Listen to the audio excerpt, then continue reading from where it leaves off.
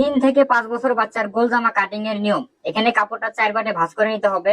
তো half body cutting করার জন্য সর্বপ্রথম উপরে সেলাই মার্জিনের জন্য কাপড় রেখে এখানে একটা মার্জিন করে নিতে হবে।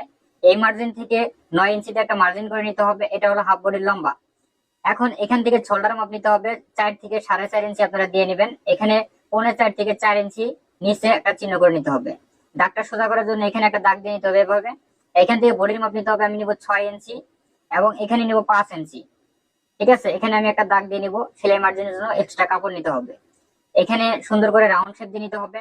গলার মাপ দিতে হবে 2 ইঞ্চি এবং এদিকে 3.5 ইঞ্চি দিয়ে এখানে বক্স শেপ করে নিতে হবে। এখানে রাউন্ড শেপ দিয়ে নিতে হবে।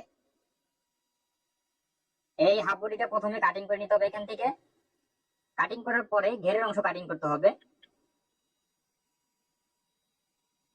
তো দেখেন এখানে ঘেরের কাপড়টা কাটিং করার জন্য এখানে ডাবল কাপড় নিতে হবে। নেওয়ার পরে এই হাফ বডিটা এখানে বসিয়ে সুন্দর করে এখানে জামার লম্বা মোটা নিতে হবে। লম্বাটা 28 29 যার যেরকম সেই হিসাবে দিয়ে নেবেন। এখানে আমি সুন্দর করে রাউন্ড করে নিব। এখানে সুন্দর করে দাগটা ভালো করে টেনে নিতে হবে এবং এখান থেকে সুন্দরভাবে এভাবে কোনাকুনি ভাবে চিহ্ন করে নিতে হবে। এখন এভাবে কাটিং করে নিতে হবে।